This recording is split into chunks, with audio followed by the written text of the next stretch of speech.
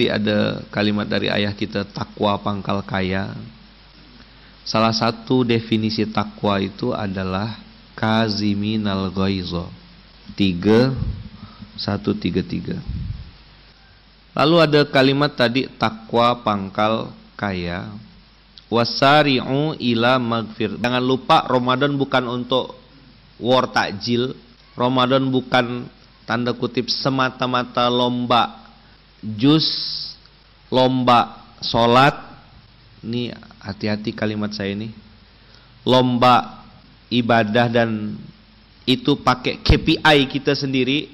Lupa apa target yang diminta oleh Allah. Ayat ini nanti populer, semua ustadz akan bawakan ayat ini.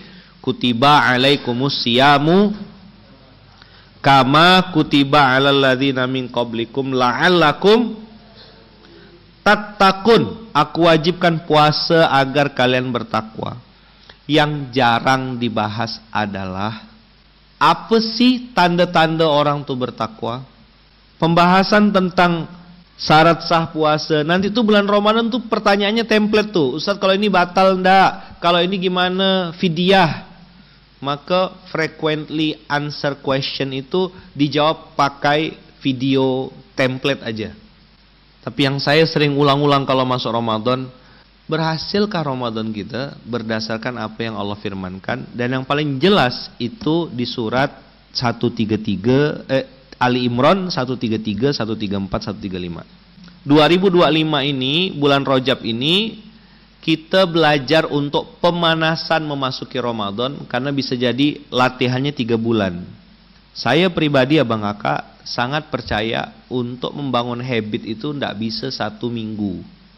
Membangun habit itu minimal 3 bulan. 90 hari. 90 hari melawan kemalasan. 90 hari memaksa diri untuk bangun subuh lebih awal. 90 hari memaksa diri untuk berjamaah di masjid. 90 hari untuk baca Quran. 90 hari untuk jaga mulut. 90 hari untuk menahan amarah. Surga disiapkan untuk orang-orang yang bertakwa, yang luasnya arduhas samawati wal ard. Uiddat, disiapkan. Jadi surga ini Allah prepare. Tentu ini ayat untuk orang yang masih percaya sama Allah ya. Karena saya dapat kesimpulan sederhana, kenapa orang tidak percaya surga, tidak percaya neraka, tidak percaya siksa kubur. Jangankan yang begitu-begitu, Allah aja dia tidak percaya. We are talking with the wrong person. Dia tak percaya Tuhan. Maka bagi dia surga neraka tidak realistis dan tidak relevan sama otak dia. Jangan dipaksa. Itu kenapa saya pun tidak mau maksa juga Abang Kakak. Saya tahu ini paling segitu-gitu aja orang yang nonton SMK tuh. Paling pun bertambah ya 1-2 orang atau kadang-kadang setengah orang, habis itu hilang. Saya tidak pernah ada urusan sama kuantitas manusia. Dah, ngapain kita di Ramadan? Apa pemanasan di bulan Rajab ini? 1, yunfikuna fis sarra'i wad dharra. Berinfak, bersedekah di waktu lapang maupun sempit. Abang Kakak usikum wa iya nafsi bitaqwallah. Melawan kebakhilan dalam diri sendiri itu bagian dari pemanasan menghadapi Ramadan. Jangan pakai barometer engkau sendiri. Saya mending Ustaz 50.000, teman saya itu 1.000-2.000 aja. Itu salah pembanding. Kalau akhirat lihatnya ke atas. Ada orang sekali geser tuh 500 juta. Nanti kita kepancing tuh. Bilang begini, saya mah kalau kaya nanti bisa sedekah gitu juga. Iya ke apa? Yang udah-udah sih ndak begitu. Waktu miskin janji, waktu kaya pelit. Jadi Ramadan itu berhasil atau tidak ketika kita selesai Ramadan, berarti bulan Syawal, itu semakin dermawan. Cara membandingkannya, bandingkan infak, sedekah, wakaf, zakatmu di bulan Ramadan itu dengan bulan Syawal. Apakah kuantitas atau kualitas infaknya makin naik atau turun? Yang tahu kau sendiri. Ustaz, dia sedekah banyak loh Ustaz, 10 juta. Wow, amazing. Di rekeningnya ada 10 miliar. 10 juta tuh cuma seuprit aja. Abang kakak jawab ya. Allah tahu enggak kalau kita tak punya duit tapi pengen sedekah? Tahu? Sekarang pertanyaannya, Allah tahu enggak kalau kita itu punya duit tapi pura-pura tak punya? Saya enggak nakut-nakutkan, cuma ngasih tahu aja. Allah tuh punya sejuta cara loh untuk merampoknya. Tidak bermaksud mengeneralisir. Tapi ini bisa jadi satu dari sekian banyak materi untuk muhasabah. Kalau abang kakak ngerasa badan mudah sakit, ujian kayak tak habis-habis, coba cek jangan-jangan kita ada di zona pelit. Bakhil berbalut dalil. Coba diulang. Apa itu bakhil berbalut dalil? Dia bilang yang penting itu kita walaupun sedikit ikhlas sayaman. Dari 2000 tahun 2000 sampai 2025 sedekahnya masih 1000 di kotak amal untuk sholat Jumat. Tidak ada progres sama sekali gitu. Pembandingnya adalah kita sendiri abang kakak dengan kita yang satu lagi. Jadi apa namanya? Bakhil berbalut dalil. Seolah-olah itu istiqomah, seolah-olah ikhlas. Padahal Islam ngajarin kita sedekah badai. Banyak diam-diam ikhlas. Ini sedekah berkualitas namanya. Badai apa? Banyak diam-diam ikhlas. Orang abang kakak kalau pelit, pelit aja. Zakat apa dam yang sering konflik, yang sering khilaf? Zakat penghasilan. Zakat penghasilan itu tidak ada pendapatnya ulama. Oh, itu tuh masuk babnya khilaf. Begini. Coba tarik sikit ya mundur ke belakang.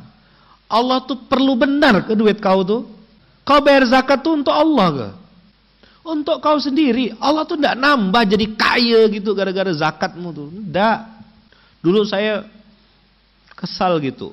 Tapi sekarang saya malah ngerenung ke dalam nih. Bukan dia yang tidak mau zakat.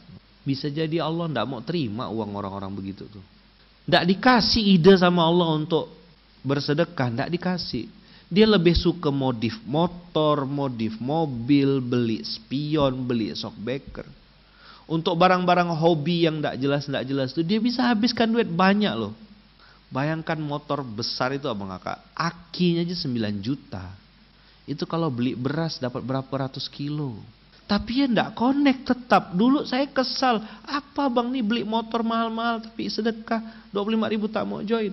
Sampai akhirnya saya paham, oh bukan dia tidak mau sedekah. Allah selamatkan anak yatim penghafal Quran itu dari makan harta yang syubhat atau haram. Termasuk saya juga pribadi abang kakak, ketika nengok harta uang saldo di rekening, pikirannya adalah mau beli apa ya aku ya, mau beli apa ya untuk memenuhi nafsuku. Saya langsung introspeksi muhasabah tuh, ngapa jadi hobi jajan nih. Harusnya berpikirnya aku mau sedekah kemana. Ini baru Ramadannya berhasil. Jangan pakai Ramadan standar sendiri.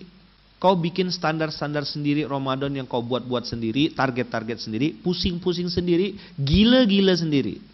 Ramadan ini ada barometernya, ada KPI-nya.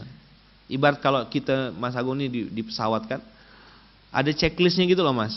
Pesawat itu baru dianggap layak take off, apa istilahnya kalau boleh terbang itu apa istilahnya? Rilis. Statusnya rilis ini pesawat, artinya boleh terbang. Itu checklistnya banyak nak Mas?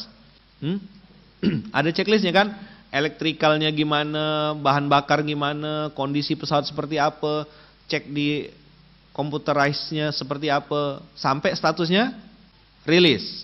Rilis itu berarti boleh terbang, baru penumpang naik.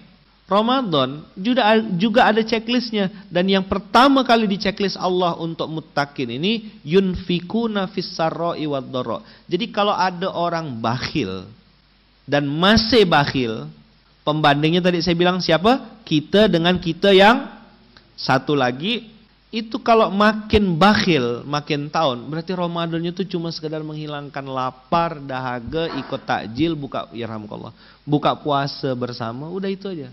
Ramadan formalitas. Ingat Ramadan tahun lalu, ingat kayak apa kelakuan kita Ramadan tahun lalu Ramadan ini nih kayak apa sedekah kita? Apakah Ramadan saja atau Ramadan dulu? Ramadan dulu pemanasannya. Syawal masih lanjut dak? Yunfikuna fisaro. Justru Ramadan itu bulan latihannya, 11 bulan itu prakteknya. Yang terjadi di lapangan dan kebanyakan orang, kapan dia jor-jorannya? Ramadan. Inilah yang disebut oleh para ulama Ramadhani, hamba Ramadan. Yang benar apa ya man? Robbani, hamba dari Rob Allah Rabbul Alamin. Berapa banyak orang jadi hamba Ramadan? Bayangkan tuh bulan puasa anak yatim full booking. Nggak bisa dirubah ya man? Nggak bakal berubah. Dari tahun ke tahun begitulah dia. Itulah kemarahan saya waktu awal-awal ngelihat itu, kenapa bikin gerakan infak beras. Karena pada saat Ramadan anak yatim full booking. Semua orang minta datangkan anak yatim, diundang ke kantor, bikin acara, kasih amplop, usap kepala. Anak yatim sini, kasih amplop, selesai. Syawal hilang itu program karena anak yatimnya juga masuk ke dalam tanah semuanya. Nanti anak yatim itu akan keluar lagi bulan Ramadan tahun depan. Begitulah yang terjadi di Samudra Atlantik. Nah, ini tidak benar kok. Yang saya sampaikan ini tidak benar. Ini cuma hayalan aja. Tidak usah baperan tuh. Pakailah standar yang Allah firmankan. Berhentilah jadi orang awam. Jangan ikut Ramadan-Ramadanan. Berburu takjil. Termasuk masjid-masjid bikin program rata-rata template. Apa programnya? Sahur bareng, buka puasa bareng, pergi. Ya gitu-gitu ya. Yuk ngupgrade yuk. Saya kemarin bilang sama kawan-kawan di internal, kita belajar sama-sama mengupgrade kebenaran. Nggak usah paksa orang abang kakak, nggak usah paksa istri, nggak usah paksa suami. Kau paksa aja diri sendiri. Kan SMK ini perjanjiannya TMS, tunjuk muka sendiri. Puasa kita, siapkan budget, jor-joran bulan Ramadan.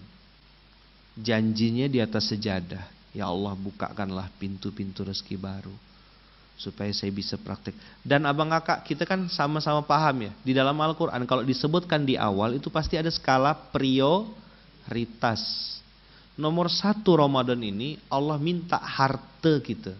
Harta dulu diminta sama Allah. Bi amwalikum. Coba lihat kalimat selanjutnya. Setelah berinfak di waktu lapang maupun sempit, berarti kan tidak ada alasan untuk tidak berbagi. Tidak ada alasan untuk tidak memberi. Setelah harta keluar, abang kakak, duit keluar, baru Allah bilang kaziminal ghaiza. Baru kita mengawal jiwa kita untuk mudah-mudah dalam memaafkan, menahan amarah. Ini kontrol diri. Tapi nomor 1 yang Allah minta di bulan Ramadan, minta duit. Jadi membaca Quran, hatam sekian juz, bagus. Iktikaf, baik. Sahur on the road, nice. Berbagi takjil, bikin program takjil, nice. Abang kakak, lihat ke dalam diri, bikinkan budget, tentukan skala prioritas. Berapa yang mau disedekahkan, berapa yang mau dizakatkan, berapa yang mau diinfakkan. Ramadan Allah minta harta. Dan ingat ya, Allah tuh tak perlu duit kita. Maka saya pernah dapat sebuah hadis tuh yang mengatakan Rasulullah tuh kalau di bulan Ramadan tuh duitnya kayak angin, habis dengan sangat cepat. Tapi itu pemanasannya, latihannya. Itu kenapa Muslim tuh harus kaya. Kenapa Muslim tuh tidak boleh malas. Kenapa Muslim itu harus produktif. Kalau kau belum bisa kaya secara harta, minimal mentalmu mental kaya. Apa mental kaya ya man? Pantang begini. Otaknya selalu saya bisa ngasih apa.